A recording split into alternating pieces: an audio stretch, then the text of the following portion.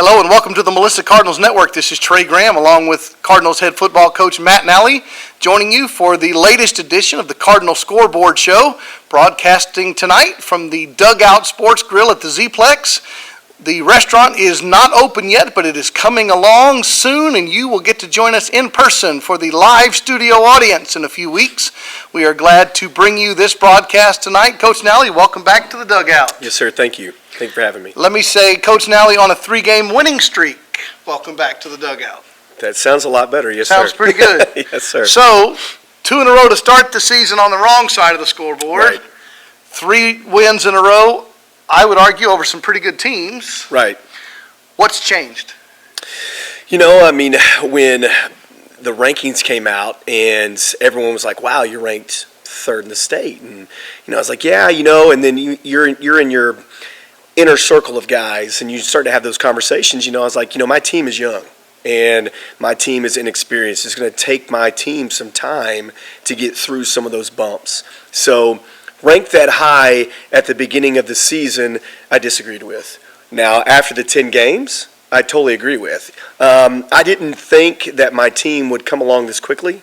I thought it would take us to after the bye week, allow those younger kids, to really see what varsity football is like, and get through the mix of it and whatnot, and kind of get battle tested. And that's what really the first 6 games are about. I mean, for us right now, it's being battle tested. We have 4 out of the 6 are in the top 10 teams that we play. So it's just really about those kids getting reps and those kids getting confidence. So that's really what has taken us from that point then to that point now. Final score last Friday up in Lamar County. Melissa Cardinals 47, the Paris Wildcats 10. Later on in the program, we'll introduce our audience to Gunnar Wilson, our offensive MVP, and Justin Mays, our defensive MVP. But you want to brag on those guys for a minute? Yeah, I mean, first and foremost, let's talk about Gunnar. I've taught Gunnar in PE, and watching Gunnar grow up from a little bit 4th and 5th grader to now where he's at. I used to look down on him, and now I look up at him. But just unbelievable hands. And I was discussing Gunnar today with a reporter. And Gunnar's like that Mike Ditka type of guy, like just gritty type of fullback tight end, likes to get nasty and whatnot. And then Justin Mays is a 3-year starter for us. Justin Mays is just that nasty defensive lineman. He plays nose, so you got to be a special kind of crazy to play nose, and you're in there in the trenches. So just super proud of those kids, and they're well deserving of that. Let's talk about a few stats. Offensive yards for the Cardinals, 503. For the Paris Wildcats, 296. So almost doubled up your district opponent. Yes, sir. The first and foremost, you have to give kudos to the coaching staff, and then having the coaching staff teach it to the kids, and then you have to give mad props to the kids for executing the game plan. What we did against Paris, football changes all the time. And football has kind of gotten to a point where, and I'm a little bit old school, so I'm kind of that last, I've been in this for 20 years, so I'm kind of that last generation of that old generation.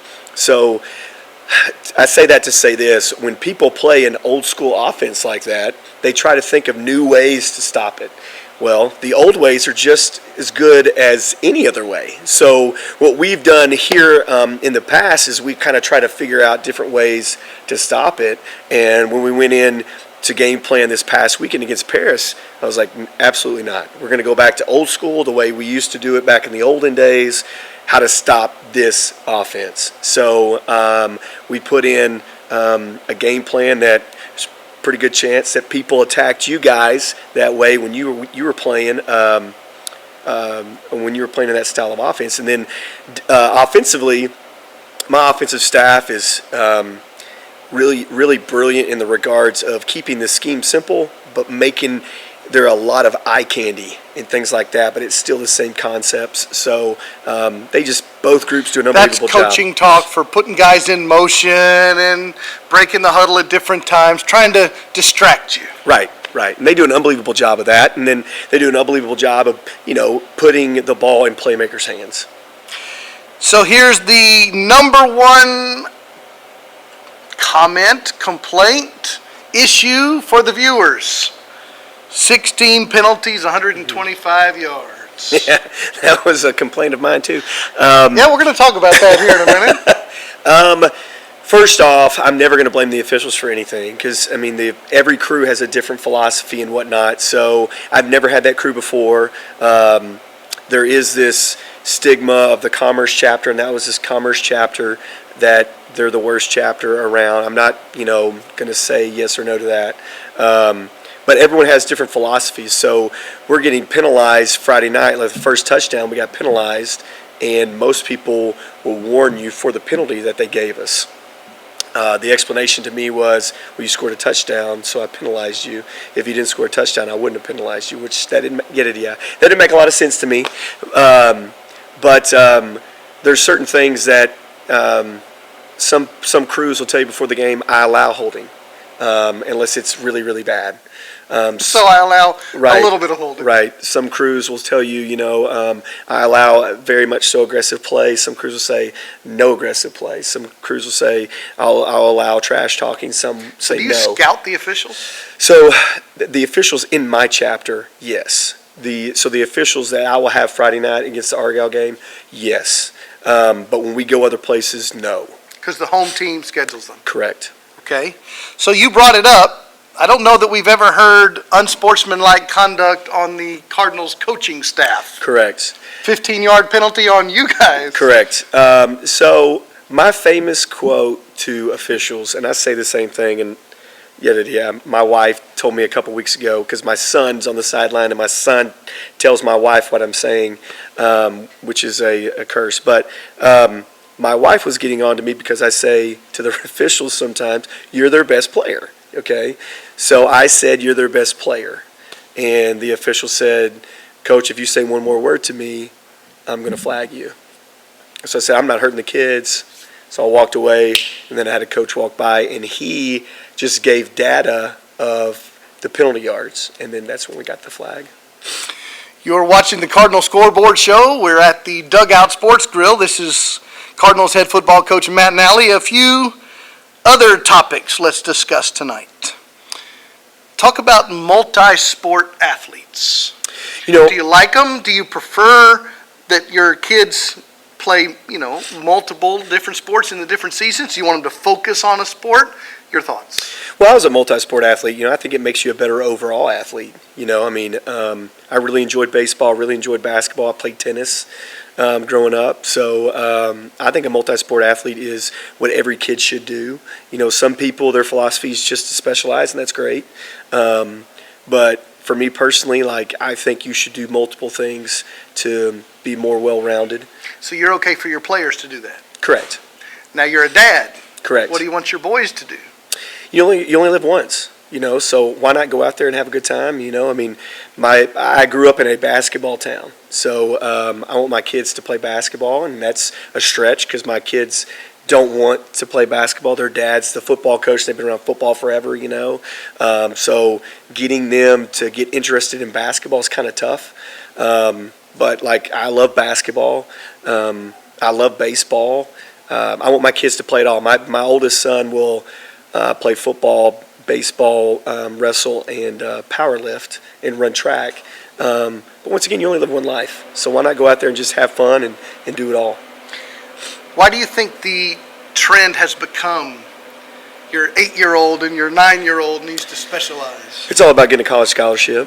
Everyone thinks, if I specialize, I'm going to get a college scholarship. And there's a lot of really good coaches out there who specialize and do those things, and there's a lot of guys who aren't. So it just depends on which guy you get with. It can really help you out, but it's all about getting a college scholarship in that regard. And you can't guarantee anything. So so do a little trend data of your own. Your players, Cardinals and Frankston and other places, your players that have gone on to the college level.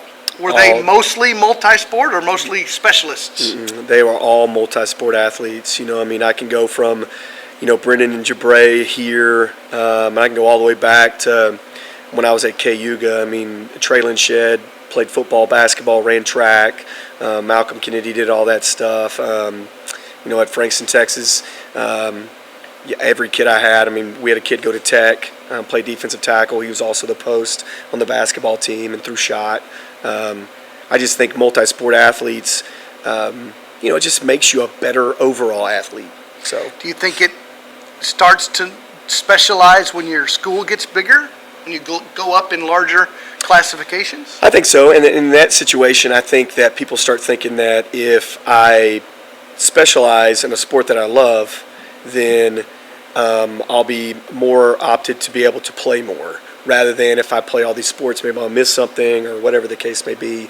And I do understand that, but in our program, we're not going to do that. We're going to encourage our kids, play basketball, play baseball, play tennis, play golf, do all those things. Like I said, you only get to live one life, so why not, go out there and try to be the best tennis player or golf player you could potentially be. So Good. This is Trey Graham. I'm with Matt Nally. You're watching the Cardinal Scoreboard Show. In a moment, you're going to get to meet our offensive and defensive players of the game, and we'll come back in a little bit and talk with Coach Nally about this Friday's game against the Argyle Eagles. You are watching the Melissa Cardinals Network.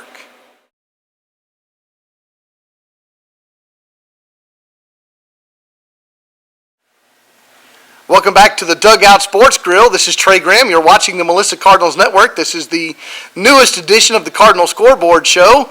We'll be back to talk with Coach Nally in a few minutes, but you get to meet first our Defensive Player of the Week for the big victory over the Paris Wildcats. Senior defensive lineman Justin May wears number 63. Congratulations on being our Defensive Player of the game. Thank you very much. Coach Nally said you were a 3-year starter.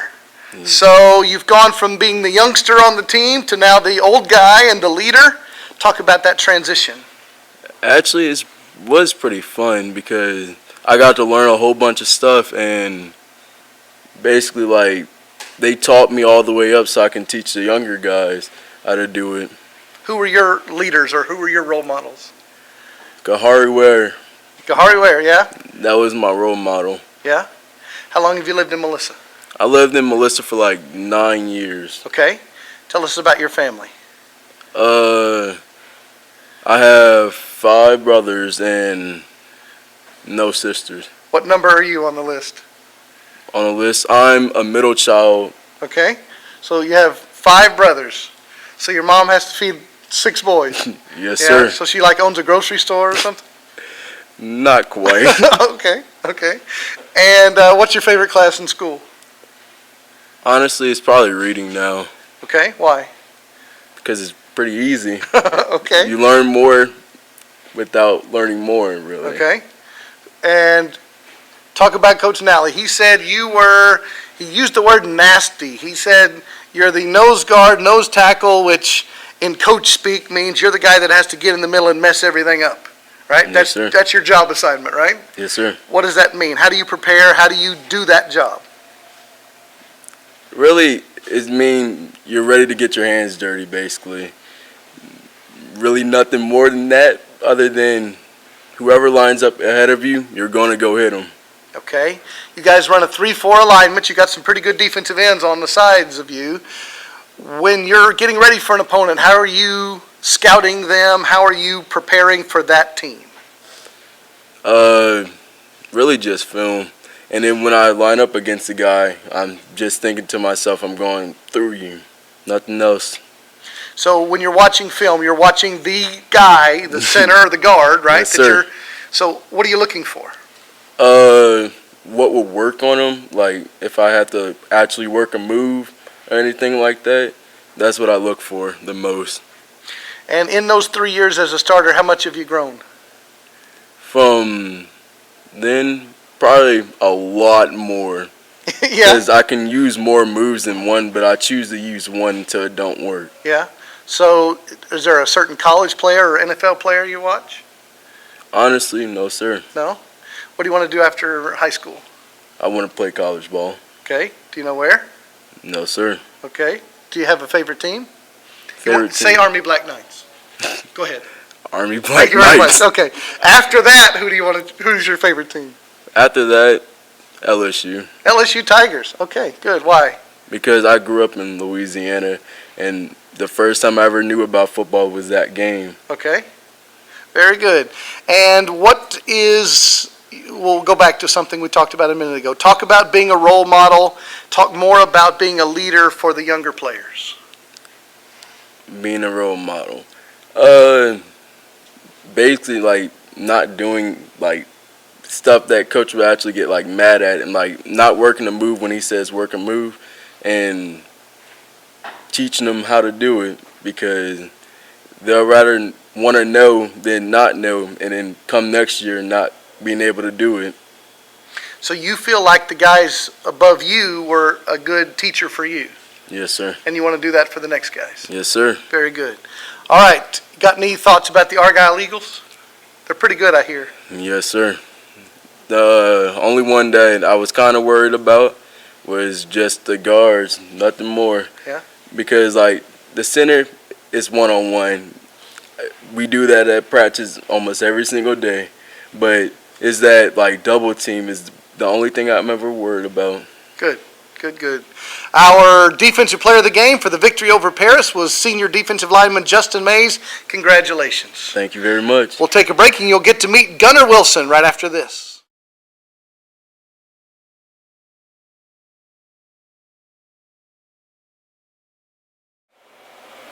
Welcome back to the Melissa Cardinals Network. This is the Cardinal Scoreboard Show, broadcasting from the Dugout Sports Grill at the Z-Plex. A moment ago, you got to meet our Defensive Player of the Week for the Paris victory, Justin Mays. Now you get to meet our Offensive Player of the Week, sophomore tight end Gunnar Wilson. Congratulations. Thank you. You had a touchdown catch and a touchdown run. Yes, sir. That's pretty cool. So, what was the play call on the touchdown run?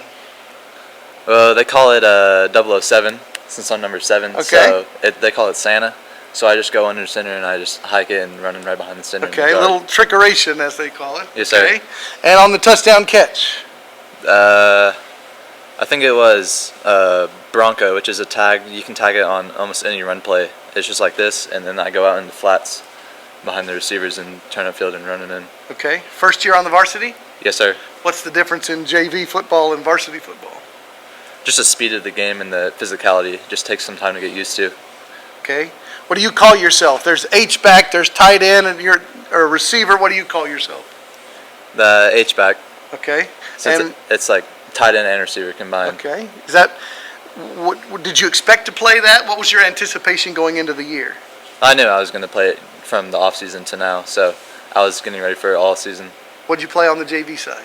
I played H-back too. Okay. And what are your assignments during the game?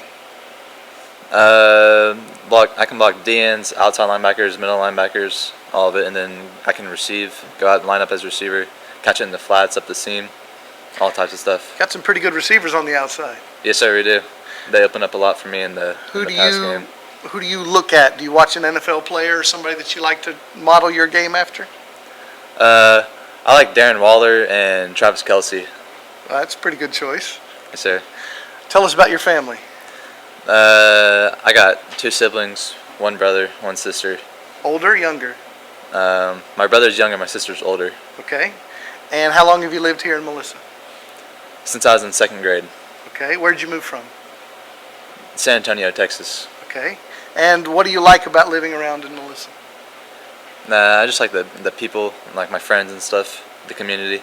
Tell us about your schoolwork. What do you like to study in school? My favorite class right now is probably sports marketing. Really? So we just learned about Who's the teacher? Coach Tyner. Really? Yes, sir. Chris Tyner, huh? Or Coach Tyner. I don't That's know his name, by that's the way. his name? Yeah, Okay. just in case I didn't you know his name. Yeah, he's in the tall club with Nally and me and Tyner. Yes. Oh, yeah. So, yeah. He has the same barber that Nally does as well. So, Chris Tyner, good. Tell us about that class. We just learned about the business side of sports and stuff like that, like how to promote and everything. Good. You want to work on the Melissa Cardinals Network in a few years? Maybe. Okay. And what do you want to do after high school? I want to play college ball. Do you know where? Anywhere, but I like A&M a lot. Do you? Why? Yes, sir. Just that's all my whole family likes them, so, and I'm down there a lot, so. Has Jimbo called you yet? No. Not yet? No, sir. Okay. Back in my day, his name was Jackie Sherrill. Oh, yeah. So, yes, Jackie told me at one time I was going to be his quarterback, but it didn't work out that way, just so you know. You've been talking with Gunnar Wilson, the Offensive Player of the Week for the victory over Paris. Sophomore tight end, wears jersey number 7. Congratulations. Thank you. You're listening and watching the Melissa Cardinals Network. We'll talk more with Coach Matt Nally right after this.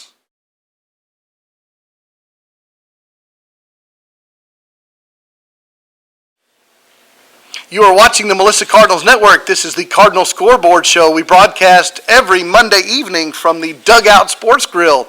You'll get to join us in person here in a few weeks and be part of the studio audience. You got to meet Justin Mays and Gunnar Wilson, our offensive and defensive players of the week. And we're back with Coach Matt Nally, head football coach for the Cardinals. And there's another team coming to town this Friday. The 4-0 Argyle Eagles. They're ranked number 1 in the state of Texas, according to this week's poll. And the Melissa Cardinals are 3-2, ranked number 8, according to the folks that vote on those things, Dave Campbell's Texas Football. So we're back to a top 10 matchup. And the Argyle Eagles are undefeated. And one of the questions I have for you, it was true for Paris, and now it's true for Argyle. Is there an advantage in this case for the Eagles to be playing a big opponent after a bye week? The only advantage really for a bye week is to get healthy. There's really not anything, people during the bye week, and I'll share what we do during the bye week, and most people take the same doctrine doing that stuff, and mostly it's just an opportunity to get back to the basics and get really good at the basics, but also to you're just pounding each other, and practice every single day, and it's an opportunity too to take that back, get out of the pads, do more half shell and shirt, short, and helmet practices, and to really think just about getting healthy. So there's not an advantage in the regards of not extra game plan. Right. There's not that. It's just about getting kids back. And getting those bumps and bruises and whatnot taken care of. Just an extra week of rest, not going through a car collision, every single day. So, to me, I think it can play as a disadvantage as well, just because of the fact of you're not playing, you're not doing those things. Your regular week has changed, and getting back into the groove of things the next week kind of, hinders you a little bit because you got to, restart and whatnot. So I do not believe that it gives you an advantage or a disadvantage from a bye standpoint, just because of the fact of I'm a big, I like things to be in routine and things like that. So. And I think it throws you off your routine, but really just the healthy thing. We got some kids that have bumps and bruises and whatnot, and kids that are going to miss Friday's game against Argyle, and they'll be back for the Anna game because they get 2 weeks off before we get, to that point. So, but really just that. That's the only thing you got. The Argyle Eagles head coach is Todd Rogers, and you're pretty good friends with Coach Rogers. Talk about your background with him. Coach Rogers, I was at Argyle 20 years ago, and Coach Rogers got the job when I was leaving, and I left. I was student teaching, and I left there right when he got the job, and I went to Cayuga for my or left there and went to Cayuga, and I met Coach Rogers. He hired me to run his summer strength and conditioning program with another kid. 20-year-old, you're a kid, or 22-year-old, you're a kid. Another young coach, yeah. To run his summer conditioning program. So we ran his summer conditioning program for him, and then I left to go to East Texas, and I was in East Texas, and just kept up with him, and had that connection and that relationship still. And then I stole a coach off his coaching staff. You hired a new employee. Right, yeah. right. When I was the head coach at Frankston, and then I got up here, and he's just been so supportive of me, and has, every single situation in my coaching career, there's 2 or 3 people I reach out to, and Coach Rogers is one of those guys, and he's just kind of a mentor in that regards. And he's helped me out with so many different situations. From it might be a football situation, or it might be, a parent situation, or a situation within the game and whatnot. And he's always been there to help and guide me through those situations. The Argyle Eagles came into this game. They're, as I mentioned, 4-0, but they were 16-0 a year ago. They won the state championship. But the Argyle of today is not the Argyle that Coach Rogers came into 20 years ago. No. So when I was there, Argyle football was not good. A lot of those kids went to Liberty Christian, and Liberty Christian was really good. Argyle Liberty Christian, that's a private school in Argyle. So he took it, and what he did was a lot of kids weren't playing football at Argyle. A lot of kids were playing basketball. So what he did is he got kids off the court and play football, but he was going to be... Just a second. Maybe the viewers don't know that, but this is what high school coaches do. They go through their own hallways and recruit players. Right. And say, hey, you're really tall. Right. You need to play basketball or whatever. They recruit in your own school. Right. So, and the craziest thing was when I was there, I told him about this kid that was, he was in my PE class. And he was huge. Yeah, make a long story short, he recruited him, and the kid went on and played at North Texas, started at left tackle for North Texas. But he just did an unbelievable job of coming in, bringing a new offense, a new just culture and whatnot to that community, and because it was a huge basketball school forever. And he came in and said, "Hey, man, let's be awesome at everything," and that's what he's done. He's built this culture of being good at every single sport. I think you know this, and I know you don't like this, but we do have to educate the Cardinals fans. The all-time series is 5-0. Melissa's never beaten Argyle, and so I'll let you comment on that. I wasn't here for the first time. I think they played them in the playoffs. 2012 and 13. The first time I ever played Argyle was in Melissa, and I think they got beat in the 4th round by La Vega, and I think La Vega went and played and won the state championship that year. But they were unbelievable. It was one of the best football teams I've ever seen. And the one thing about Argyle, even when I was there, they just have massive people walking around. And that's, Friday night you're going to notice the same thing. It's just, where do they get these kids from? These just huge kids. But once again, they just do a great job of, they're going to be within their scheme. They're going to ask their kids to do, live in the scheme and whatnot, and those kids execute, and that's all you can really ask for as a coach. So they're 5-0 or 16-0 last year. Those kids, and that's a product of their program and their environment that they're dealing with. So he's got a really, really good program. Their quarterback's name is Jacob Robinson. You can talk about him or any other Argyle Eagle that the fans will hear about. Most of the time I come into this and I'm either talking about a quarterback or potentially a receiver or whatever the case may be. And man, I'll be honest with you. It's all going to be about the offensive line for Argyle, and it's all going to be about the defensive line for Argyle. Argyle's offensive line is one of the best, if not the best, in 4A. They're just so massive and so physical. They have 2 Division I kids on that offensive line. One is the little brother of a kid they had that dominated 4A a couple years ago. His name is Sheridan Wilson. And then on the defensive line, they have Van Poppel, who's been there. It's just like every year they have a Van Poppel. But he is just destroying people as well. And then they have another defensive lineman that moved in from a private school. He's going to A&M.